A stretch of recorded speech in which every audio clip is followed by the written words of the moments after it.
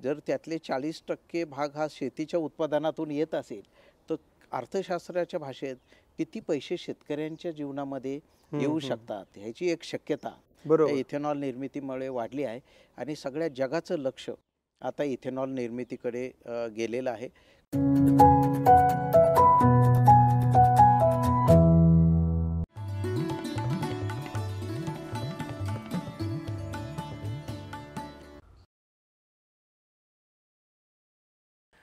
नमस्कार शेतकरी बांधवांनो. ऊस आणि साखर हा जसा प्रत्येकाच्या जिव्हाळ्याचा विषय आहे, शेतकऱ्यांच्या बरोबरच इतर नागरिकांच्याही जिव्हाळ्याचा विषय आहे. हा विषय मात्र आता थोड्याशा काही वेगळ्या कारणांमुळे चर्चेस आलेला आहे. मग ती इथेनॉलची पॉलिसी असेल किंवा साखर कारखानदारांवर होणाऱ्या कारवाईबद्दलच्या काही बातम्या आपल्या कानावर आल्या असतील. परंतु हे सगळं करताना इथेनॉल पॉलिसी नेमकी काय आहे, त्याचा शेतकऱ्यांवर काय परिणाम होणार आहे आणि याचं भवितव्य काय आहे, हे सगळं जाणून घेण्यासाठी आज आपल्यासोबत साखर आयुक्त श्री शेखर गायकवाड सर आपल्यासोबत आहेत. आता शेखर गायकवाड सरांची ओळख साखर आयुक्त जरी असली तरी ते कृषी आयुक्तही होते आणि त्याही पुढे जाऊन सांगायचं तर ते स्वतः शेतकरी आहेत, कृषी पदवीधर आहेत आणि त्यांचा जो शेतकऱ्यांसाठी जिव्हाळा आहे किंवा त्यांच्यासाठी जे सतत प्रयत्न करत असतात हे सगळ्यांनाच माहीत आहेत. आजपर्यंत त्यांनी अनेक पुस्तकं शेतकरी बांधवांना तुमच्यासाठी लिहिलेली आहेत, कदाचित तुम्ही ती वाचली देखील असतील. शेखर सर, खूप खूप स्वागत आहे तुमचं. तुम्हाला आणखी एक नवीन गोष्ट अशी आहे की सरांनी नुकतंच लिहिलेलं याच इथेनॉल पॉलिसीबद्दलचं हे नवीन पुस्तक आत्ताच माजी केंद्रीय कृषी मंत्री श्री शरद पवार साहेब यांच्या हस्ते हे प्रकाशित झालेलं आहे. सर, यासाठी पण तुमचं खूप खूप अभिनंदन. थँक्यू. सर, शेतकरी बांधवांशी चर्चा करताना अगदी साध्या भाषेत आपण इथेनॉल काय आहे तिथून जरा सुरुवात करूयात का? आपल्या शेतकरी मित्रांनी लहानपणापासून असे अनेक पदार्थ पाहिलेत की ज्याच्यामध्ये गोडी आहे. म्हणजे काय, तर त्याच्यामध्ये साखर आहे. उदाहरणार्थ ज्वारीचं ताट लहानपणी शेतकरी खात होते आणि त्याच्यात गोडी होती. तर अशा साखर असलेल्या प्रत्येक पदार्थापासून काही मद्यार्क निर्मिती होऊ शकते. हो. मग ती तांदळापासून होते, ती ज्वारीपासून होते, ती मक्यापासून होते आणि त्याबरोबर ती ऊसापासून पण होते. अशा कुठल्याही पदार्थाच्या मद्यार्कापासून जे तयार करतो आपण त्याला सोप्या भाषेमध्ये इथेनॉल असं म्हणतात. इथेनॉल हे पारदर्शक अगदी पाण्यासारखं दिसणारं पदार्थ आहे आणि तो इंधनासारखा त्याचा वापर होतो. किंबहुना जगातल्या अनेक देशांमध्ये, विशेषतः ब्राझीलसारख्या देशामध्ये 40% पर्यंत डायरेक्ट इथेनॉल पेट्रोलमध्ये मिसळतात बरं. आणि त्याच्यावर वाहनं चालतात. बरं. आणि आता आपल्याला माहिती आहे पेट्रोल डिझेलचे भाव जेव्हा 100च्या जवळ आले आहेत, त्यावेळी जर त्यातले 40% भाग हा शेतीच्या उत्पादनातून येत असेल, तर अर्थशास्त्राच्या भाषेत किती पैसे शेतकऱ्यांच्या जीवनामध्ये येऊ शकतात, ह्याची एक शक्यता या बरोबर. इथेनॉल निर्मितीमुळे वाढली आहे आणि सगळ्या जगाचं लक्ष आता इथेनॉल निर्मितीकडे गेलेलं आहे. काल आम्ही एक आंतरराष्ट्रीय परिसंवादामध्ये भाग घेतला. त्याच्यामध्ये ब्राझीलमध्ये सरासरी सर्व वाहनांमध्ये 27% इथेनॉल आज वापरलं जातं. तथापि काही ट्रॅक्टर आणि जड वाहनं मात्र 100% इथेनॉलवर चालतात. ओके. भारताने सुद्धा नुकतंच E100 म्हणजे 100% इथेनॉलवर चालणारा ट्रॅक्टर आता बाजारामध्ये आणला. क्या बात आहे. बघता बघता हे सगळे डिझेलच्या ऐवजी इथेनॉलवर या वस्तू चालू शकतात. आपल्याला हे पण माहिती आहे की $8 बिलियन पेक्षा जास्त आयात ही पेट्रोल, डिझेल आणि ऑइल प्रॉडक्टची आहे. हो. आणि हे सगळे पैसे कोणाला जातात, तर अरब कंट्रीजला जातात. बरोबर. आणि आपलं बहुमूल्य असं परकीय चलन हे त्यासाठी खर्च होतं. हं. किंबहुना 60-70च्या दशकामध्ये जर आपण याची सुरुवात केली असती, तर आता आपण स्वयंपूर्ण झालो असतो. बरोबर. पण आता केंद्र शासनाने गेले 3 वर्षापासून फार मोठ्या प्रमाणावर पाठबळ या इथेनॉल निर्मितीला दिल्यामुळे पुढच्या वर्षीपर्यंत 30,000 कोटी रुपये एवढं परकीय चलन भारताचं वाचेल आणि त्याचा परिणाम आता वेगवेगळ्या सेक्टर होताना दिसतो आहे. सर, आता तुम्ही जे आकडे मांडलेत ते खूप मोठे आकडे आहेत आणि त्याचा भारतावरच्या आपल्या आर्थिक स्थितीवर खूप मोठा परिणाम होणार आहे. म्हणजे जसं आपण क्रूड ऑइल जे आहे ते आपण इम्पोर्ट करतो आणि मग त्याच्यावरचं परकीय चलन आपलं बाहेर जातं. आता तुम्ही जसं म्हणालात की आपल्याला E100 आपलं एक टार्गेट आहे. मग त्या ट्रॅक्टरपासून आपण सुरुवात झाली. इतर वाहनांमध्ये पण आता आपण 7.5% आहोत, जे आपल्याला वाढवून 20% 25% न्यायचं आहे. तर हे करताना आपलं परकीय चलन थांबतंय, म्हणजे आपण बाहेर जाण्यापासून वाचवतोय आणि ते भारतातच राहणार आहे आणि सुदैवाने ते शेतकऱ्यांपर्यंत पोहोचणार आहे. कारण शेवटी ऊस निर्मिती म्हणजे ऊसामधनं असेल किंवा इतर धान्यांमधनं त्याची निर्मिती होऊ शकते. तर हा शेतकऱ्यांपर्यंत पैसा कसा जाणार आहे? कुठल्या मार्गाने त्यांच्यापर्यंत पोहोचू शकतो? याची प्रक्रिया अशी आहे, की प्रत्येक साखर कारखाना, विशेषतः ऊसाच्या बाबतीत जर सांगायचं, तर साखर कारखाना दरवर्षी आपल्याकडे 1,000 लाख टन एवढा ऊस गाळतं. हो. आणि या सगळ्यामध्ये आत्ताच महाराष्ट्राची जी क्षमता निर्माण झाली आहे, ती 200 कोटी लिटर एवढं इथेनॉल बनवायची आहे. तर 200 कोटी लिटरमुळे आपल्याला 200 गुणिले सरासरी ₹55 जर धरलं, तर खूप मोठा आकडा होतो तो. 11,000 कोटी रुपये शेतकऱ्यांना या इथेनॉल निर्मितीतून मिळतील. बरं. आणि त्याचे 2 फायदे आहेत.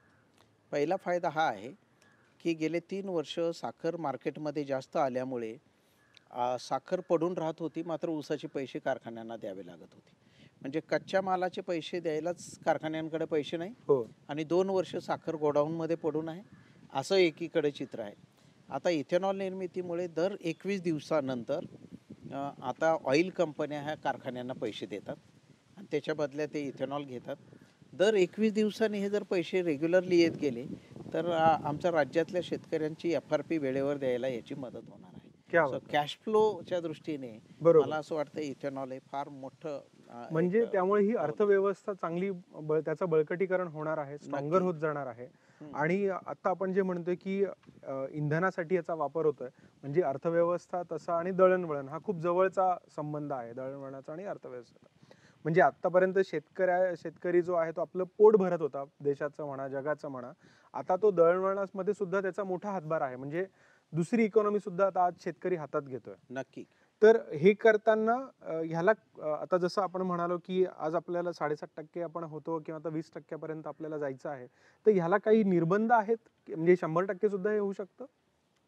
नाही, याच्यामध्ये खरं निर्बंध आहे तो जे आत्ता जेवढी वाहनं भारतातल्या रस्त्यांवर आहेत, या सगळ्यांमध्ये साधारण 13% इथेनॉल हे थेट टाकलं जाऊ शकतं. बरं. म्हणजे ते वैयक्तिक वाहन चालकांनी टाकलं तरी चालू शकेल, अच्छा. अशी ही इंजिन आहे. बरं. पण हळूहळू आपण सगळ्या वाहन निर्माण करणाऱ्या कंपन्यांना पण आता केंद्र शासनाने निर्देश दिले आहेत, की 6 महिन्यामध्ये ते मल्टीफ्युएल इंजिन आणतील. बरं. म्हणजे मल्टीफ्युएल इंजिन म्हणजे जे इथेनॉलवर पण चालेल आणि पेट्रोलवर पण चालेल. बरं. अशी इंधनं म्हणजे नव्याने शोध लावायचा नाही आहे.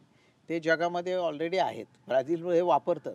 ओके. ते इंजिन जे मॅन्युफॅक्चर असतील त्याच्याशी करार करायचा आणि त्याची निर्मिती इकडे सुरू करायची. आत्ताच्या वाहनामध्ये 13%च्या पुढे गेलं तर इंजिन जाम होण्याची शक्यता आहे. म्हणून हे पुढच्या स्टेजची इथेनॉलला सुसंगत इंजिनं बनवणं हा त्याचा खरा मुख्य उद्देश आहे. अच्छा. अशा पद्धतीने आपण ब्राझीलसारखं 27% पर्यंत थेट जाऊ शकतो. काही ट्रॅक्टर आता आपण महाराष्ट्रातच सुरुवात केली आहे, की ते कॉम्प्रेस बायोगॅसवर चालतील. बरं. म्हणजे काय, तर शेतकरी आपल्याकडे बायोगॅस बनवत होता शेतावर. हो, हो. तो कशापासून बनवतो? शेण टाकतो आणि पालापाचोळा टाकतो आणि हे सगळं बायोडिग्रेडेबल आहे. हो, हो. म्हणजे ते 100% नष्ट होणार आहे, बरोबर. ऑर्गॅनिक आहे. त्याच्यापासून जो गॅस तयार होतो तो बाटलीमध्ये बंद करायची सोय आहे.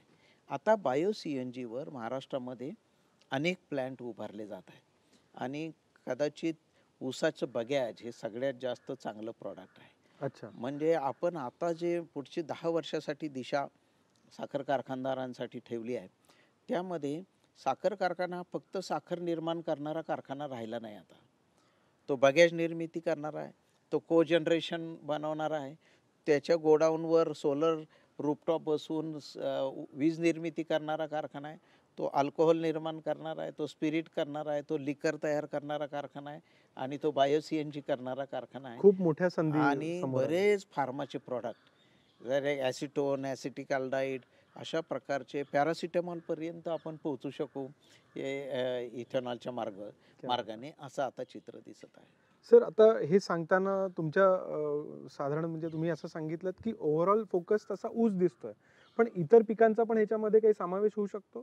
नक्की होऊ शकतो. किंबहुना केंद्र शासनाने यासाठी जे एक जास्त काळासाठी चालेल अशा प्रकारचं धोरण निश्चित केलं आहे.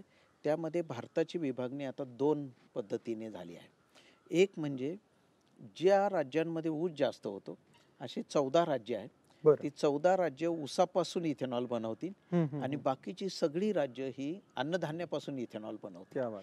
आणि त्यामुळे छत्तीसगड, मध्य प्रदेश, बिहार, आंध्र प्रदेश अशी राज्य राईसपासून, गव्हापासून, ज्वारीपासून, मकेपासून इथेनॉल निर्मिती करतील आणि इतर राज्य ही ऊसापासून निर्मिती करतील. ओके. आणि तिकडे त्यांनी धान्यापासूनचं इथेनॉल निर्मितीला पण जास्त दर दिला आहे. 51 रुपये पर लिटर प्रमाणे त्यांना ते पैसे मिळणार आहेत. तर या पद्धतीने सुद्धा आता भारतामध्ये दोन्ही पद्धती, एका वेळी ऊसापासून इथेनॉल की धान्यापासून इथेनॉल असं वर्गीकरण भारताचं होत आहे. म्हणजे वन डिस्ट्रिक्ट वन क्रॉप जी पद्धत आहे प्रत्येक जिल्ह्यानुसार, ती आता राज्यावर ह्यासाठी थोडीशी त्या धर्तीवर अगदी म्हणता अगदी. येईल की Yes. प्रत्येक राज्यात जे जास्त चांगलं उत्पादन आहे त्यानुसार इथेनॉल पॉलिसी ती बनवलेली आहे. येस.